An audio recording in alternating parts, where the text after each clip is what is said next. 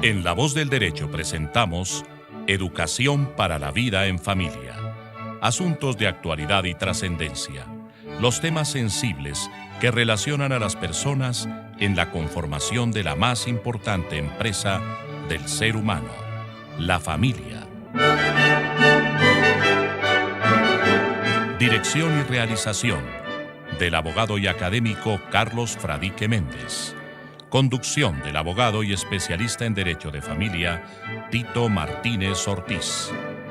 Bienvenidos a Educación para la Vida en Familia. Muy buenas tardes, oyentes de La Voz del Derecho. Bienvenidos, como siempre les decimos desde Bogotá, desde La Voz del Derecho, en este espacio de Educación para la Vida en Familia. En compañía del doctor Carlos Fradique Méndez, este servidor Tito Martínez, les estamos saludando desde Bogotá, Colombia, deseándoles muchos éxitos en sus quehaceres y desde luego mucha paz. Nos acompaña, como siempre, Luis Daza, nuestro ingeniero de sonido. Muy buenas tardes, Luis. Muy buenas tardes a la audiencia, muy buenas tardes a todos en el mundo entero. Esta es una radio que traspasa fronteras, doctor Carlos Fradique Méndez. Hoy los temas que nos asisten pues tienen que ver con la actualidad. Este mes de octubre tenemos hoy precisamente el Día de la Niña, el Día de la Raza, que es mañana, 12 de octubre, aunque la celebración es el lunes festivo, pero el día es mañana. Es mañana. El de mañana viernes 12 de octubre. Ese es el día de Nuestra Señora del Pilar, ¿no es cierto? No sabía. Sí, es el día de Nuestra Señora del Pilar. Día del árbol, también, para celebrar este mes de octubre, el Día del Árbol. Y bueno, tenemos otras cositas que les vamos a contar en esta hora de Educación para la Vida en Familia. Doctor Carlos Fradique, muy buenas tardes, bienvenido. Don Tito, audiencia de La Voz del Derecho, muy buenas tardes, buenas noches, buenos días, buenas mañanas. Que en todo el mundo haya entusiasmo, que haya optimismo, que tanto lo necesitamos en un momento en el que el mundo, todo el mundo, no es Colombia nomás, sino todo el mundo, está viviendo momentos muy difíciles en su vida social, en su vida familiar, en su vida económica. A veces nos sentamos y nos dan como ganas de llorar al ver que en nuestro entorno, en todo,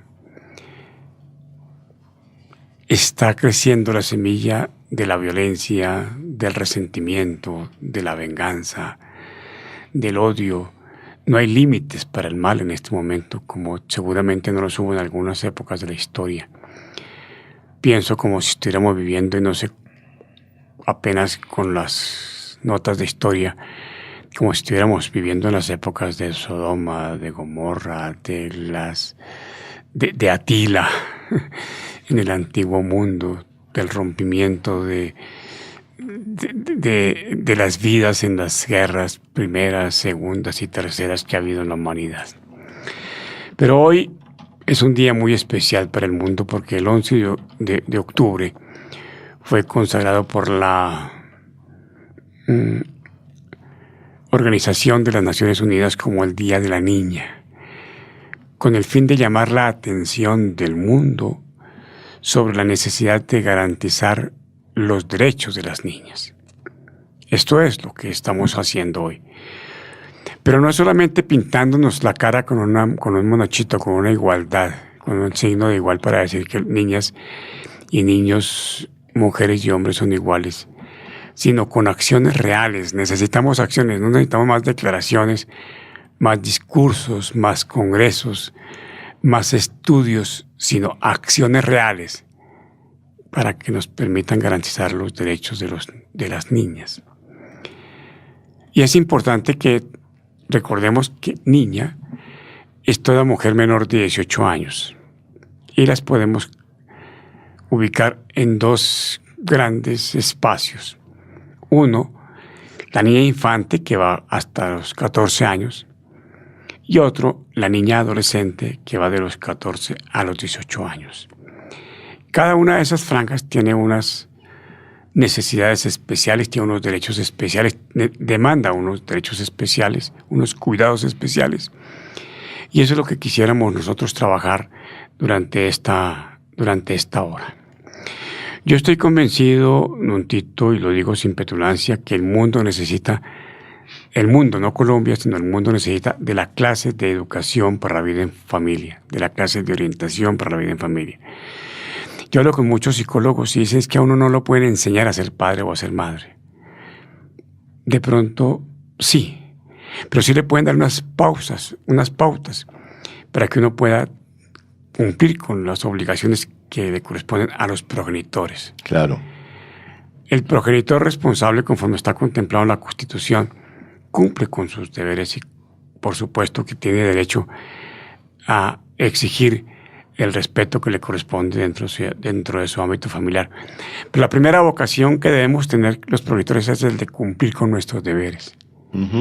Y el primer derecho que tienen las niñas, lo he dicho y a veces me dicen que estoy como enloquecido, pero me parece que es cierto, es a que las niñas, como los niños, no sean engendrados si los progenitores no cuentan o no esperan contar de manera responsable con lo mínimo necesario para garantizar los derechos fundamentales que le van a permitir a ese nuevo ser tener una vida digna, básicamente digna, en donde estén garantizados el derecho a la salud, el derecho a la vida, el derecho a una vivienda digna, el derecho a una vida sana dentro de su entorno familiar, el derecho desde el momento mismo en que es concebido, un poco antes, a una educación.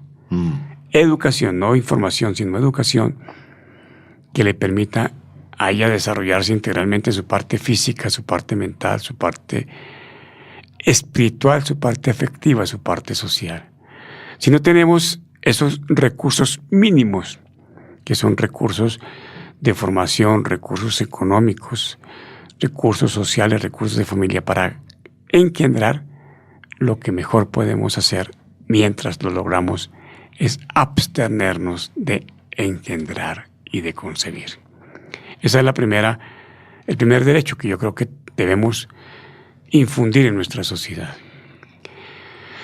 Una vez que la niña nace, ahí está el tema de la concepción hasta el nacimiento, y entre ese interregno está la discusión de si es válido o no es válido reconocer el aborto. Yo personalmente creo que el aborto no es un derecho fundamental. Yo creo que no. Porque, discutida o no, una vez que el ser humano se concibe, se engendra, es un ser que tiene vida. Y solamente hay unas circunstancias que están bien definidas por la Corte Constitucional y que, entre otras cosas, yo las miro y son las mismas que seguramente usted y yo soy un poquito más antiguo en los estudios de derecho que usted, pero en la época en la que no existía la Constitución de 1991 y estaba el Código Penal de 1936, el aborto tenía unas circunstancias de justificación.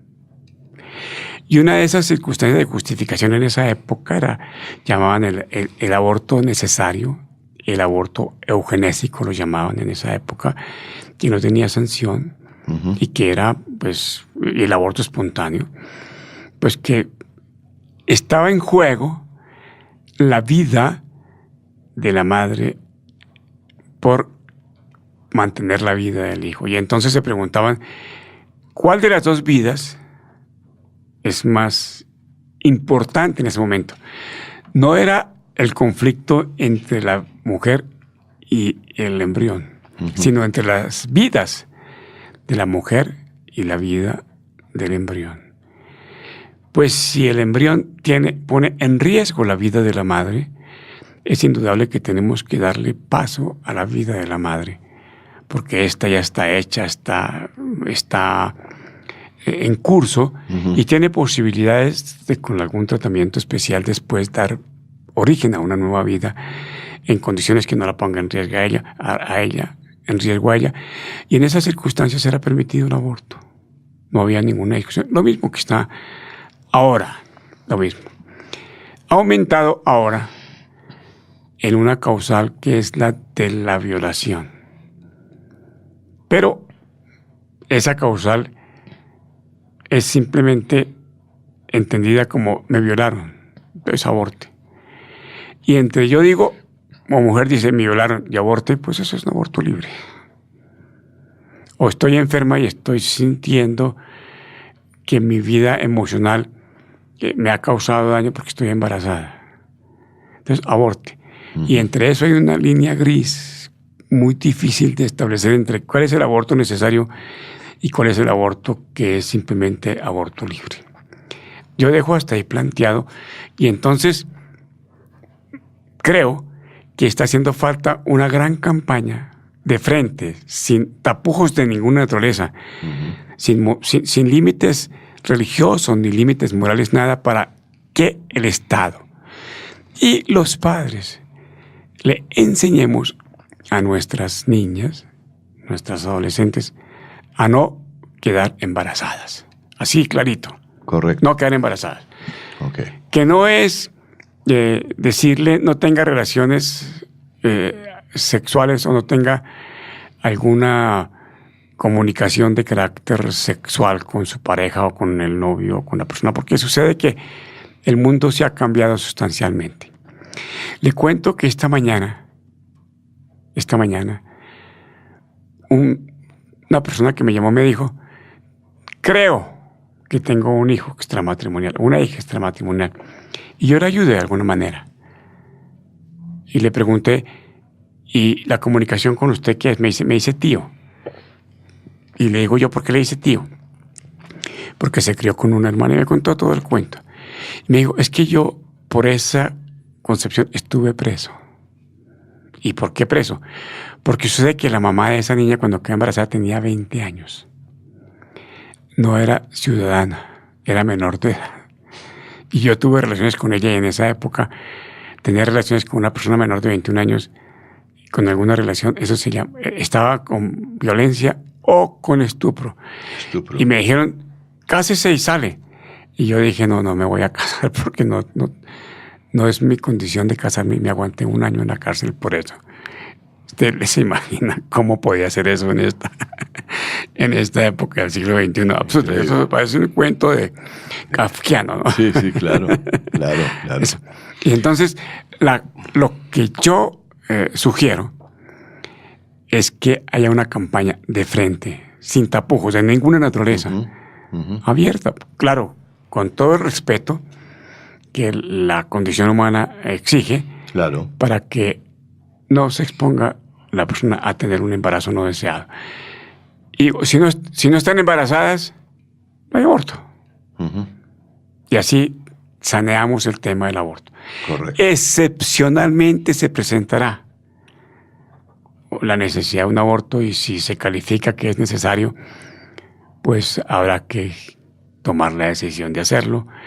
Me parece que eso es perfectamente legítimo conforme a la nueva concepción del mundo y a las nuevas orientaciones que hemos recibido de la Corte Constitucional. Hasta ahí va el tema del nacimiento. Nace la niña. A esa niña, desde el primer momento en que nace, hay que garantizarle unos derechos. Y entonces uno se imagina, ¿y cómo le están garantizando esos derechos a una niña?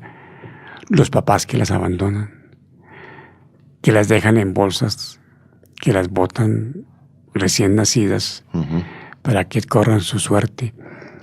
Ni siquiera tienen la delicadeza, si se puede llamar así, de ir y dejarlas en la puerta de una casa donde saben que a los 5 o 10 minutos sale la señora y se encuentra con esa niña allí abandonada y le va a dar abrigo y la va a adoptar. No, simplemente la dejan que corra su propia suerte. O peor, personas que no sé qué tipo de corazón tengan si es que lo tienen.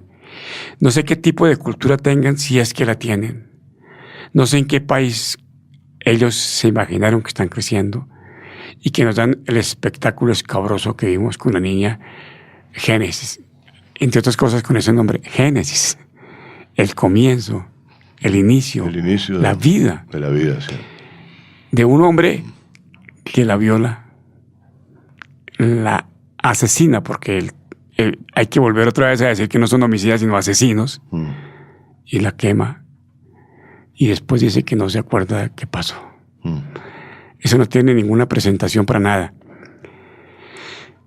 Y en una nota que hice dije, esa persona pienso que no tuvo derecho a haber nacido. Ese hombre. Y que frente a este hecho, me atrevo a decir que hasta ni siquiera tendría derecho a vivir. Esas son palabras mayores, ¿no? Esos son ya pensamientos que están fuera de la Constitución y que de pronto dicen, no, es que esta persona ya no es defensora de la dignidad humana. Pero es eso. Y uno mira eso, pero además no solamente eso, sino que al lado de esa niña asesinada, de esa niña violada, de esa niña quemada, aparecen muchas más niñas. Claro.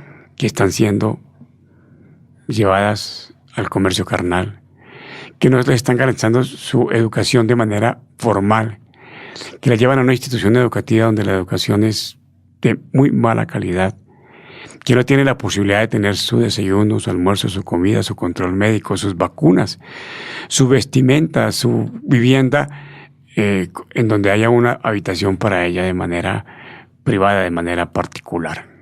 Niñas que no saben si su papá es el que está en ese día con la mamá o es otro, y tiene que aguantarse la violencia, el acoso, la mala vida del padrastro. Entonces, mire, Rito, y mire, audiencia, ¿cuál es el mundo que en este momento tenemos para ofrecerle a nuestras niñas y cómo tenemos que cambiarlo? Entonces, algo que me parece que es importante que tengamos en cuenta es que los embarazos en este momento deben ser para personas mayores de 22, de 25 años. Hay que evitarlo antes. Sí. Simplemente porque no estamos en condiciones de producir económicamente para sostener a ese nuevo hijo. Y creo que pensar en que 2 hijos, 3 hijos máximo es lo que en este momento pudiéramos arriesgarnos a tener en nuestra vida, en toda nuestra vida, con todas las parejas que se puedan tener, los matrimonios que se puedan tener, si es que a eso se llega. Creo que ese sería un principio. 1, no sé cuánto porcentaje será, póngale el 10%, de encontrar la forma de solucionar el problema de no violencia contra nuestras niñas, don Tito. Exactamente. Y creo que ahí paro en una primera reflexión de lo que puede ser darle un nuevo aire a lo que son las formas de satisfacer las necesidades, las necesidades y los derechos de nuestras niñas. No sé, don Tito. Bueno, doctor Carlos, hay varias cosas que me voy a permitir transcribir muy rápidamente, transmitirle a nuestros oyentes en la tarde de hoy, porque lo que usted ha dicho tiene un sustento muy grande. Hay más de 1.000 millones de niñas en el mundo que están desafiando el statu quo. Están redefiniendo. ¿1.000 millones? Más de 1.000 millones de niñas. 1.100 millones de niñas, más exactamente. Y eso es como la 10ª parte de la población, tal vez, no sé. Un poquito, yo diría que un poquito más más. sí, porque somos actualmente que 7.000 millones de personas. Sí, entonces como el 12%. Exacto. Entonces, están redefiniendo la adolescencia y lo están haciendo contra viento y marea, esas niñas. En todo el mundo las niñas enfrentan dificultades que obstaculizan su educación, su formación, su ingreso en el mercado laboral. Tienen menos acceso a la tecnología de la información y las comunicaciones y los recursos como Internet, donde la disparidad mundial entre los géneros está creciendo.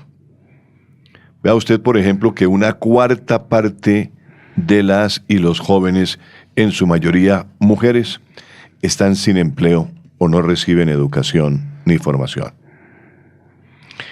Tan solo este año, 12 millones de niñas menores de 18 años contraerán matrimonio. 12 millones de niñas. Y 21 millones de niñas de entre 15 y 19 años quedarán embarazadas en las regiones en desarrollo. Es una cifra sumamente alta. Es una cifra. Pero además hay una cosa que es importante tener en cuenta, una circunstancia más bien, y es que esas niñas van a quedar embarazadas sin que ese producto de la concepción tenga la presencia permanente de una pareja, de un padre. Exactamente. Porque son niñas que quedan embarazadas y van a vivir solas. No solteras, sino solas. Solas. Sin el apoyo del padre de ese hijo o hija. Pero además de eso, a eso súmele que en muchos casos los papás de esa niña las rechazan, las expulsan del hogar. Sí. Y las dejan que corran su propia suerte. ¿Y qué hace una niña de 16, 17 años con un niño sin poder tener recursos para sostenerlo? Es decir, está abonado el campo para que lleguen a delinquir o a la prostitución o a otros comportamientos que van a generar dificultades para ellas, por supuesto, y de contera al mundo a la sociedad donde ellas se desempeñan. Pero la cifra es aterradora. Por eso, de frente, no embarazo, cero embarazo. Claro. Bueno. Es decir, como medida preventiva, sí, lo ideal es eso. Sí. ¿Qué justificación tiene? Ninguna.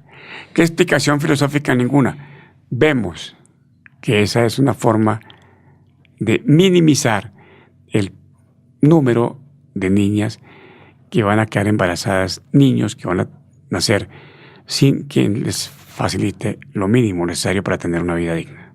La ONU Mujeres está observando que alrededor de 1.100 millones de niñas, la cifra que yo le decía, forman parte de una gran y vibrante generación mundial,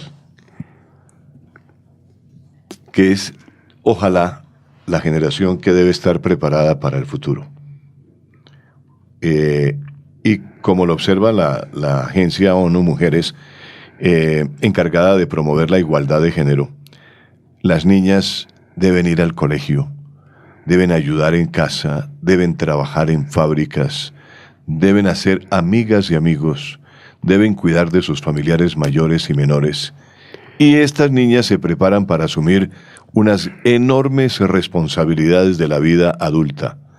Sabemos todos que la vida adulta es una vida cotidiana que es muy difícil, que hay que enfrentar muchas responsabilidades. Y las niñas desempeñan diversos papeles en el hogar, doctor Fradique, la sociedad y la economía. Por tanto, su progreso no solo es bueno para ellas, también lo es para la familia, para todas las familias, para las comunidades incluso, para las naciones, para el mundo entero.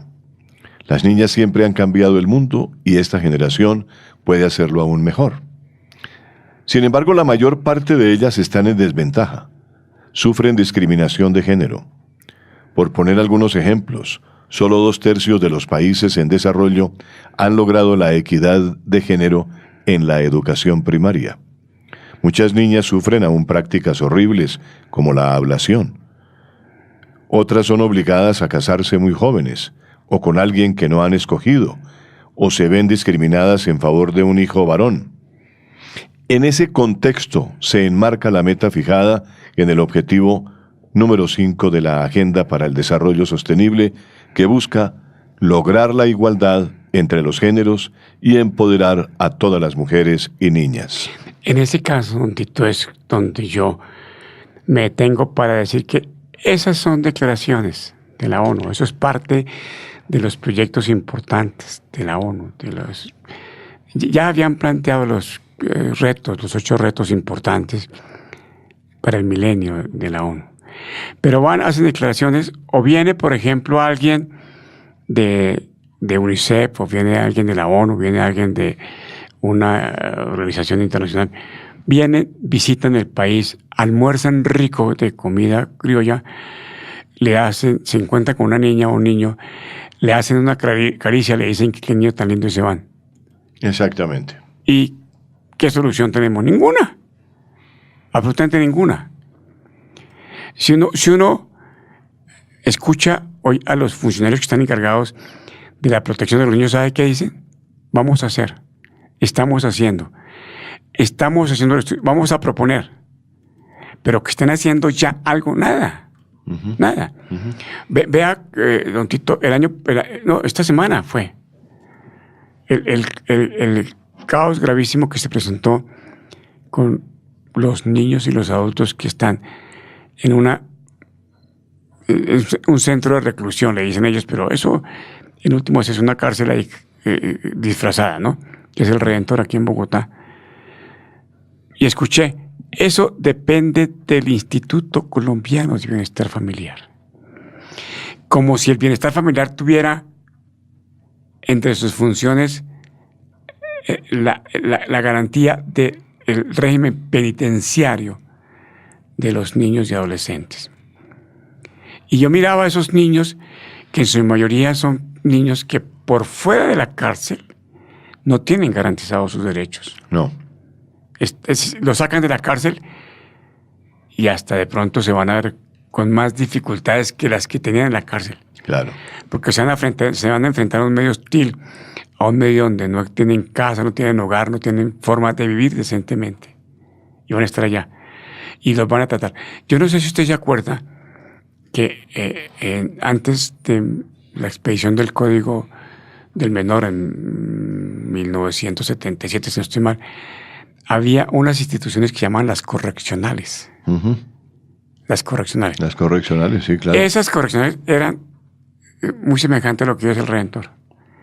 Los niños que tenían algunas dificultades, los papás, de conformidad con el artículo 262 del Código Civil, los podían condenar a 1 año de cárcel por mal comportamiento. Claro. Este que no se comporta bien, lo mando para una corrección o lo regalo para el ejército para que ya me lo eduque.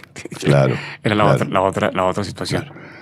Pues yo no sabía que confieso mi ignorancia y la confieso con cierta pena, que esos centros de reclusión para los menores de edad estaban o dependían del bienestar familiar. Yo creo que había una sección especial de la política carcelaria que estaba atendiendo esos regímenes. Pero ¿por qué uniformados a cargo de un centro correccional de ese tipo? La gran pregunta, ¿por qué había uniformados a cargo de esas? No, hay 2 policías para vigilar 50 personas que han delinquido la ley. Sí. 2 policías. Entonces, pues claro, pues 50 niños en esas condiciones les dan sopa y seco a los 2 policías, don Tito. Por supuesto, y hacen lo que quieren. Claro. Mire, yo tuve la posibilidad de hablar una vez reciente, la creación del Código de la Infancia, con un juez de menores. En esa época se llamaba juez de menores, hoy se llama juez de infancia y adolescencia. Y el juez de menores tenía la competencia para juzgar los delitos de los menores de edad. Sí. Y me decía, no, es gravísimo, porque ellos vienen y me dicen, doctor, yo lo maté. Pero usted no me puede poner una pena más de esto, porque yo ya sé dónde usted y usted, cómo se llama, cómo está y usted las tiene. El niño que había cometido el homicidio. Decía, pues no, uno se siente completamente impotente para poder tomar una decisión que pueda tener algo de corrección para esa persona. Gravísimo. Claro. Y hablando de las niñas, yo tenía aquí una nota que digo que las niñas fueron tratadas y en muchos casos siguen siendo tratadas como personitas que van a crecer y se volverán mujeres y como tales deben ocupar un segundo o tercer lugar en la familia y en la sociedad. Ese rescoldo de machismo que usted estaba allí haciendo referencia a los muchos trabajos que tienen que tener las niñas, existe acá.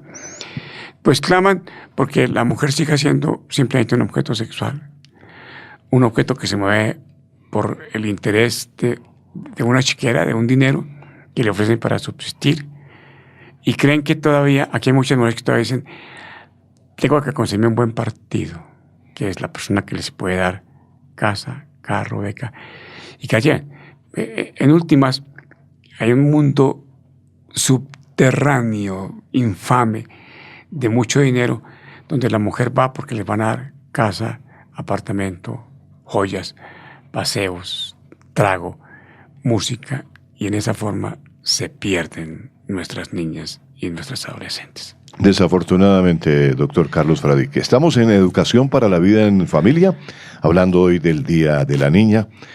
Y vamos a hacer una pausa pequeñita de música aquí con Luis. Y ya nos regresamos con otro tema que es el Día de la Raza y el Día del Árbol, para continuar nuestro programa. Hacemos un poquitico más de las mujeres y ya vamos al árbol. Exactamente. Perfecto. Muy bien, Luis. Muchas gracias.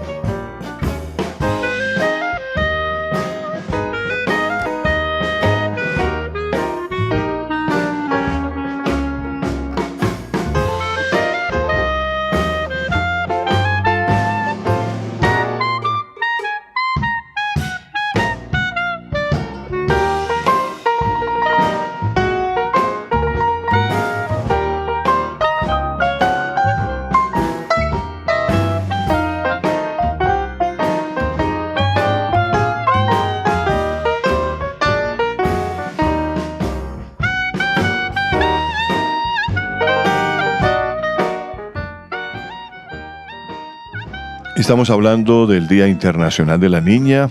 Este día fue designado en el 2011, el 19 de diciembre precisamente lo designó la Asamblea General de las Naciones Unidas mediante resolución 66-170 para que a partir del 2012 se celebrara todos los 11 de octubre este reconocimiento de los derechos de las niñas y se diera a conocer los problemas que enfrentan en todo el mundo, principalmente en países no desarrollados.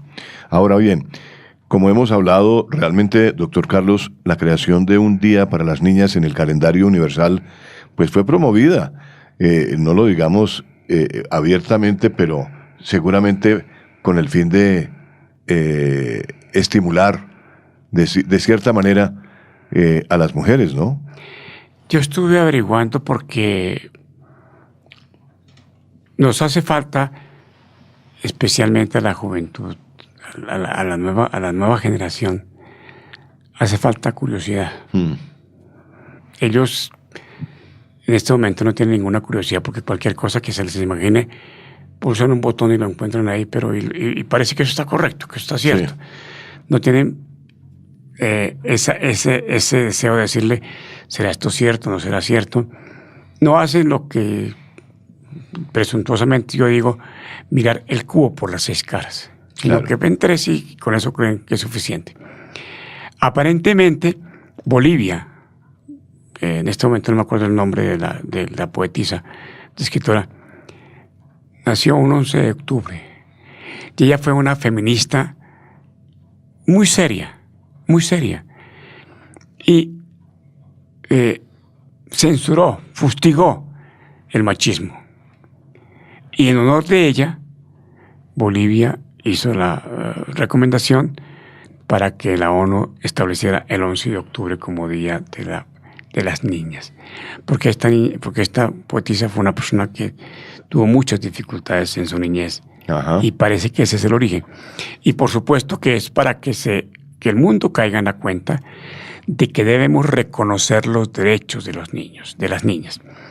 Yo propongo, y está en una de las columnas que están publicadas, lo siguiente, a ver si es posible que eso sea una forma de minimizar, por lo menos, la violencia contra las niñas. Primero, 0 embarazos hasta los 20 o 25 años de edad.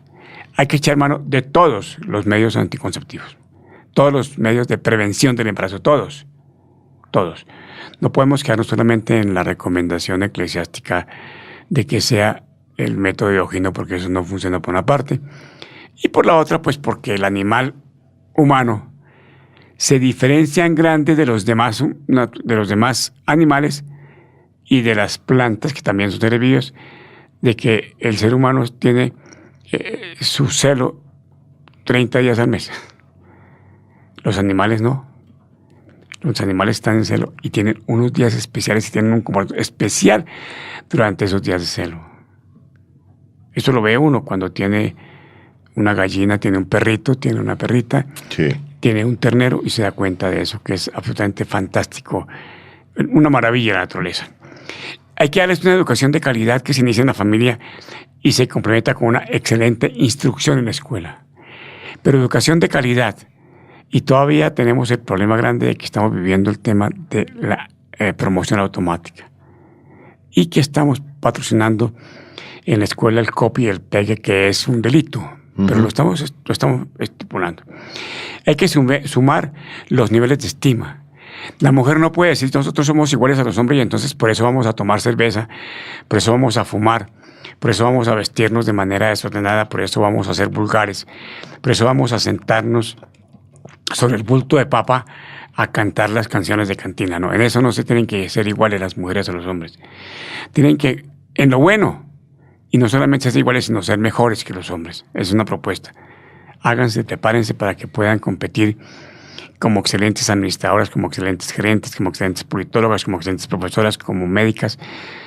En fin, que podamos tener mujeres. Tenemos una colombiana en la NASA, entre otras cosas, que está haciendo algo espectacular. Que haya cero riesgos de explotación sexual o de abuso sexual. Cero. El cuerpo de las niñas debe ser sagrado. Que haya una protección integral en la salud de las niñas, en su cuerpo, en su mente, en su espíritu, en su afecto, en su relación sexual. Que haya cero riesgo, porque todavía existe el riesgo de ser reclutadas para formar parte de grupos delincuenciales o guerrilleros.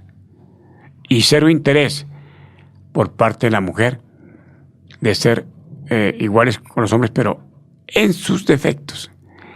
Queremos ser iguales en la parte negativa de los hombres, no en la parte positiva. Y no solamente iguales, sino mejores. Y por supuesto, pues que habrá muchas más acciones que nos permitan garantizar los derechos de las niñas, pero dejo ahí esos 8. Con 2 que de esos podamos sacar adelante, creo que hemos dado algunos pasos importantes para eso. Muy bien, doctor Carlos. Mañana es 12 de octubre. Mañana es 12 de octubre, sí. Es el Día de la Raza. Es el nombre con el que se denomina la fiesta que conmemora el descubrimiento de América por el navegante Cristóbal Colón. Año de 1492. Día de la Raza se celebra en la mayor parte de Hispanoamérica, ¿no es cierto? Sí. España, entre otros países, lo celebra, ¿no? España lo celebra como el Día de la Hispanidad. De la Hispanidad. Porque parece que les da un poquito de temor decir que conquistaron América y que se llevaron el oro. Pero ese se llama el Día de la Hispanidad, sí. Muy bien.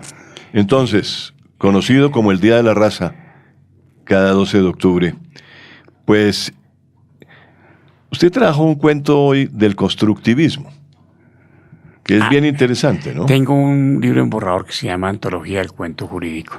Sí. Y dentro de esos cuentos está un cuento de David Zafra. David Zafra fue profesor, está vivo, David Zafra está vivo, y fue profesor del distrito y un escritor importante cuando ser maestro suponía unos estudios especiales de pedagogía. Sí.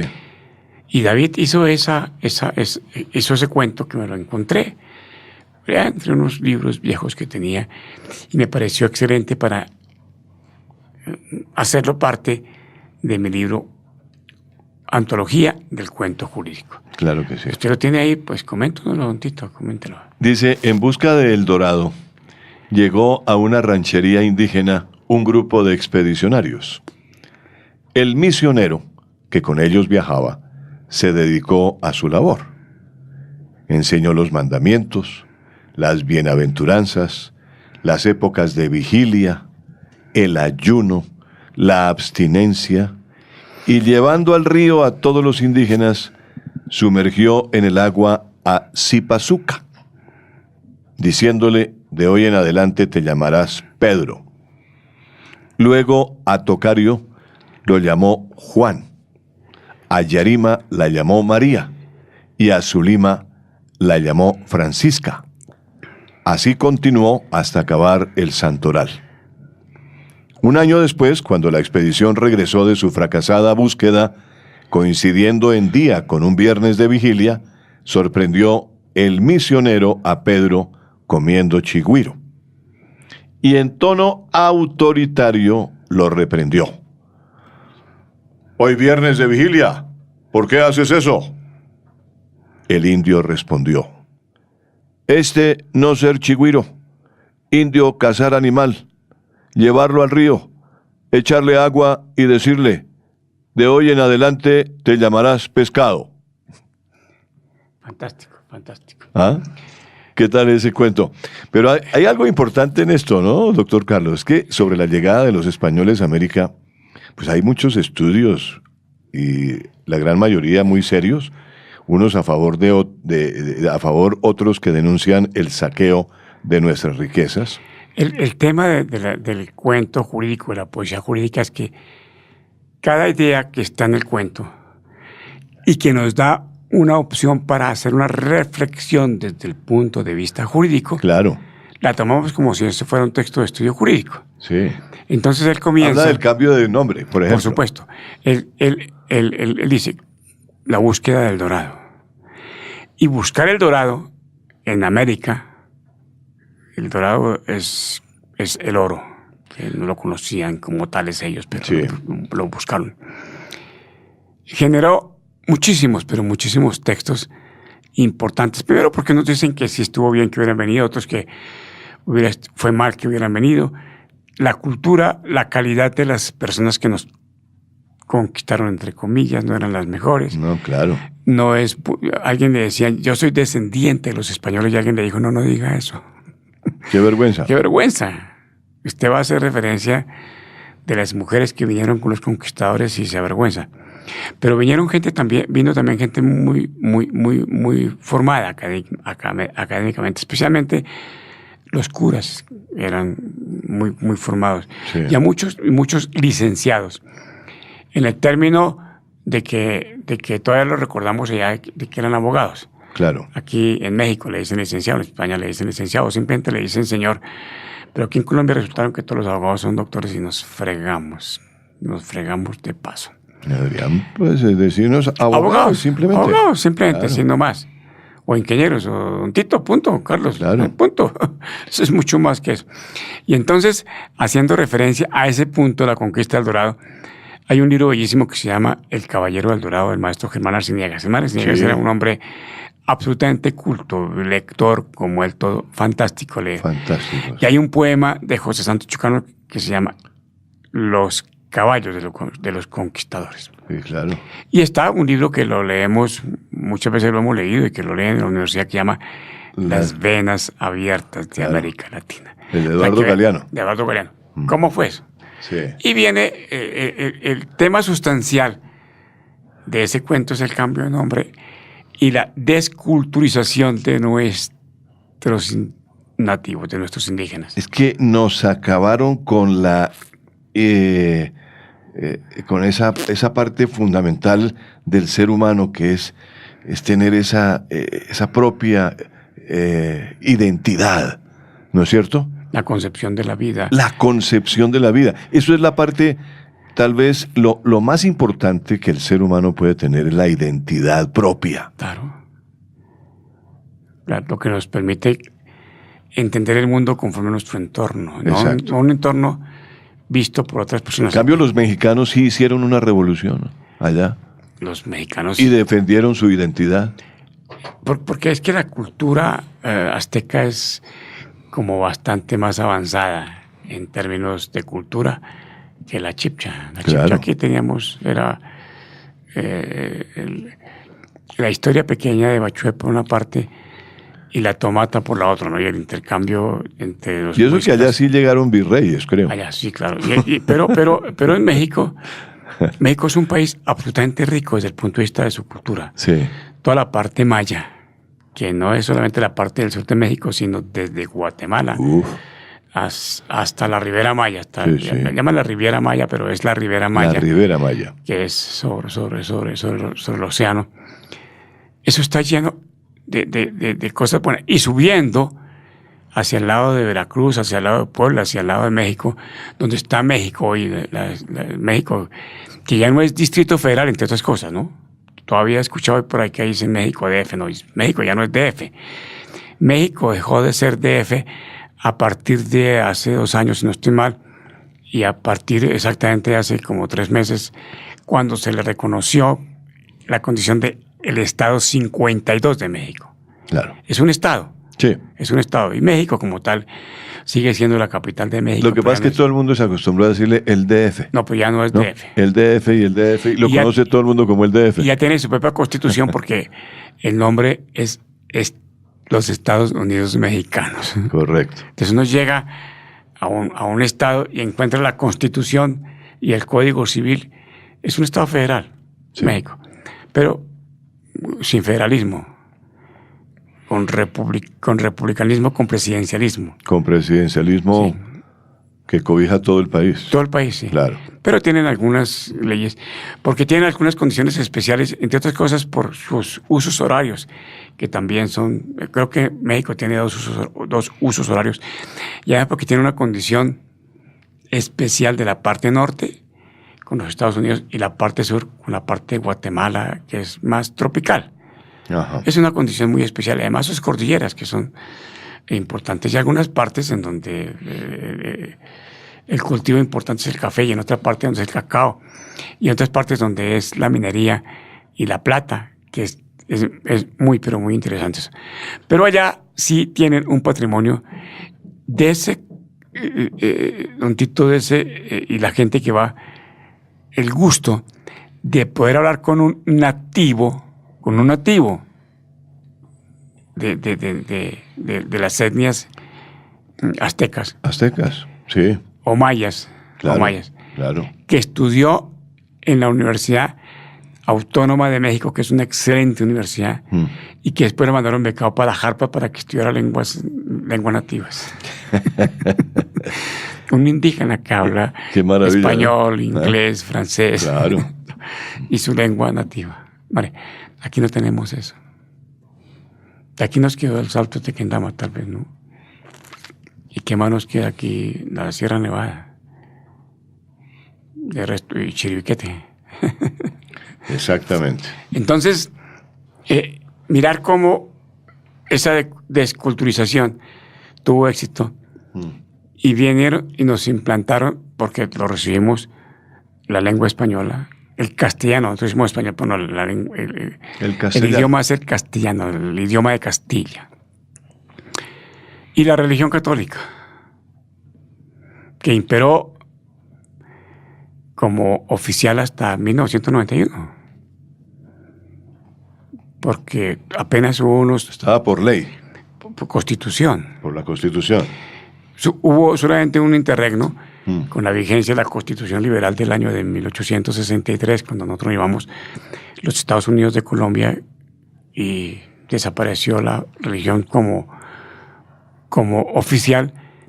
Y después apareció la religión, no como dicen ahora que Colombia sea un país ateo, es un país laico, pero sigue siendo profundamente religioso. Y este de los cambios de nombre, ese es un régimen que no está suficientemente decantado. Pero además, ahí traigo una anotación importante de una tutela, creo que es del año de 2008, cuando la Corte Constitucional decidió, y así lo dice, inaplicar el artículo 99 del decreto... El 94. 94 del decreto 960 de 1970. Inaplicar. ¿Cómo es posible que una Corte Constitucional que está para garantizar el imperio de la ley diga, no, aquí inapliquemos la ley? Inaplicar la ley deliberadamente, eso se llama prevaricato. Pero ellos dijeron que no, que era un concepto jurisprudencial. No, doctrinal, perdón, que no era jurisprudencia, sino doctrinal, porque únicamente para ese caso, sí, me parece que es una situación que hay que entenderse, no como un avance, como una forma revolucionaria osada de entender la aplicación de la ley, sino como una forma de darle, hacer homenaje a lo que es la inseguridad jurídica. claro. Entonces, de ahí aparece el tema de los comentarios de ese cuento, Andito. Ya. Tenemos, fuera de esto, tenemos el Día del Árbol que tenemos mañana. El Día del Árbol. El Día del Árbol. Yo le compartía ya el himno al árbol. El himno del árbol entonces... que cantábamos, yo no sé si usted lo cantaba, pero yo sí lo yo cantaba. no recuerdo Yo sí haber lo cantaba. cantado el himno del árbol. Yo sí lo canté, pero se me ha olvidado. En todo caso, lo que sí quiero traer a colación es que hay una amiga mía que le ha dedicado gran parte de su vida a escribir poemas Saludémosla. a la doctora Gracielita, la doctora Graciela Rincón Martínez. Ella es pariente lejana mía, allá del Socorro Santander. Entonces, estamos... ¿Y usted conoce la casa en el árbol de Gracielita? Estuve 2 veces, tal vez 1 o 2 veces, antes de que existiera la casa. Antes de la casa. En esa finca yo fui varias veces, digamos que 2 veces. Si fui 2, no fui 3 veces, realmente. Pero no existía la casa. Ella la hizo. Ella fue la que la hizo, sí. Entonces, esa casa en el árbol es una casa símbolo, ¿Y le ¿no? encontró algún verso de ella allí? Hay en esa casa, según ella, que le ha dedicado gran tiempo a su casa, versos en los árboles, ¿no? Tiene un libro que creo que se llama La casa en el árbol. La casa en el árbol, sí. Creo que tiene un libro bellísimo. Sí. De todas maneras, para ella, que ha sido una persona que ha estado dedicada Enamorada de los árboles. en su vida privada, dedicada a escribir a los árboles, pues la saludamos desde aquí, desde Claro, esta tribuna Sí, de la voz por del supuesto, derecho. Por supuesto que sí. Y le dedicamos la lectura del himno al árbol. Dice, el árbol es un símbolo, su altivo tronco encierra la casa, el lecho, el trono, la cuna, el ataúd, y de su propia entraña, cual áncora sublime, formó divina mano la redentora cruz. Este es un coro. Un coro dedicado a Graciela Rincón Martínez por su amor a los árboles, ¿no? Sí. Entonces, dice, los hombres, amad el árbol. Fue vuestro magno abrigo. Fue la primera barca sobre el río y el mar. Puente, atalaya, hoguera, contra el tigre enemigo, pasto del horno ardiente y lumbre del hogar. Niños, sí. Amad el árbol, es fuerza y armonía, es un bello gigante que ríe bajo el sol, con sus abiertos brazos en el cristal del día, palpita entre los vientos con musical temblor. Dejémoslo ahí y hagamos una referencia, don Tito, a la necesidad de que nos pongan cuidado a que hagamos una política de restablecer las cercas vivas. Uh-huh. Las cercas vivas es un concepto que está en el Código Civil colombiano. Sí. ¿Cómo se llama? ¿Antología? No. ¿Por autonomía? No. Como contraposición. Ajá. Esa no es la palabra correcta. Sí. A lo que son las cercas muertas. Sí. Las cercas muertas son las cercas de cemento, las cercas de piedra Sí. que había antiguamente en las haciendas. ¿Se acuerdan esas cercas grandísimas de piedra que había? Muros de piedra casi. Sí, claro. Y las cercas vivas, que son los árboles nativos.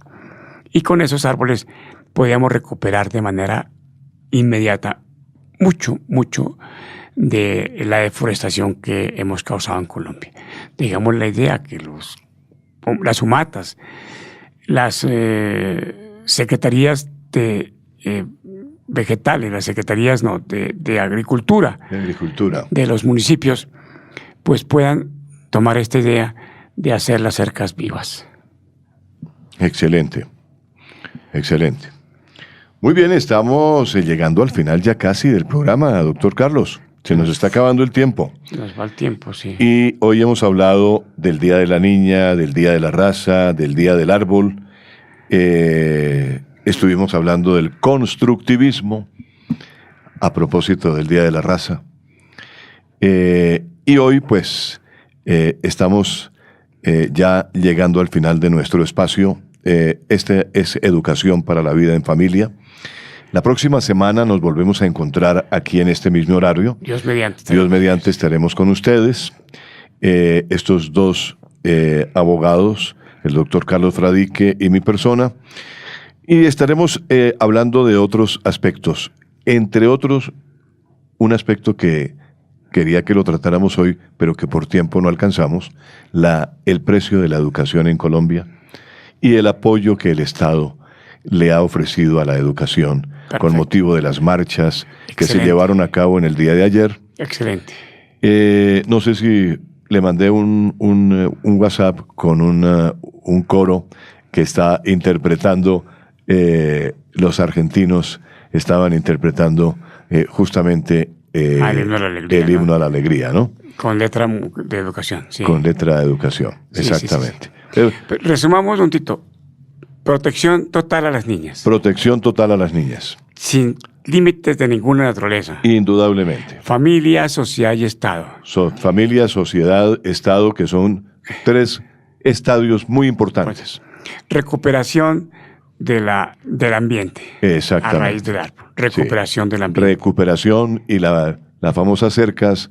Y las cercas vivas. Vivas. Con esas 2 cositas que hagamos es más que suficiente. Correcto. Y por supuesto que luchemos por la recuperación de nuestra identidad como nación. Que sabemos que Colombia es un país muy bello. Entre más sale uno y regresa, se da uno cuenta de que Dios echó sus vacacioncitas acá después de la creación del mundo para hacer esto un país absolutamente maravilloso. Y nos premió, sí, dándonos un territorio tan bueno. Vale. Muy bien. Muchas gracias, Luis, muchas gracias, audiencia. Y bendiciones, ¿no? Decimos, claro que la divina providencia, cualquiera que sea la imagen que tengan de ello. Y que pasen un puente muy feliz, porque viene un puente festivo.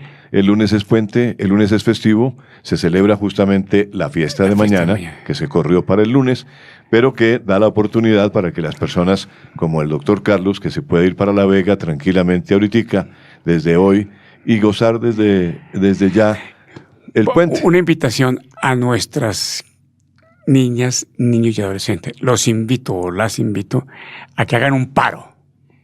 Ellos, de manera decidida, este fin de semana no vamos a consumir licor.